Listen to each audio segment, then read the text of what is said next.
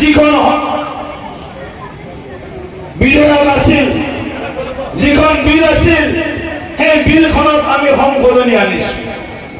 বহুতে অপপ্ৰচাৰ কৰি আছে মুছলমানসকলৰ মাজত যে মছজিদৰ সম্পত্তি কাঢ়ি লৈ যাব, কবৰস্থানৰ সম্পত্তি কাঢ়ি লৈ যাব, মুছলমানৰ নামাজ বন্ধ কৰি দিব।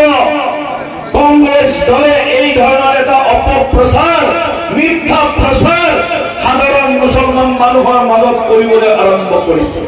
আমি আজি কথা দিছো, প্ৰধানমন্ত্ৰী নৰেন্দ্ৰ মোদী ডাঙৰীয়াই স্পষ্ট কৰিছে, ভাৰত চৰকাৰে স্পষ্ট কৰিছে, কোনো মুছলমানৰ সম্পত্তিৰ প্ৰতি ভাৰত চৰকাৰৰ লোভ নাই।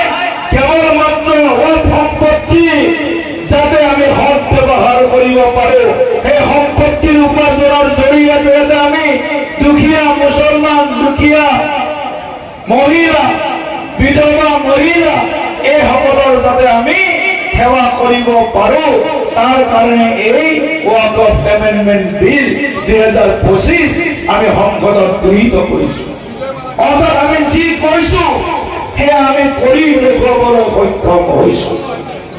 ভাৰতীয় জনতা পাৰ্টিৰ নীতি সবকা সাথ সবকা বিকাশ, সকলোকে লগত লৈ সকলোকে সমানে আগবঢ়াই লৈ যোৱাৰ নীতি। আৰু সেইকাৰণে আজি আমি বৰাক উপত্যকাৰ পৰা ব্ৰহ্মপুত্ৰ উপত্যকালৈ, চাহ বাগিচা অঞ্চলৰ পৰা চৰাঞ্চললৈকে সকলো অঞ্চলত আমি সমানে বিকাশৰ ধাৰাটোক শক্তিশালী কৰিছো।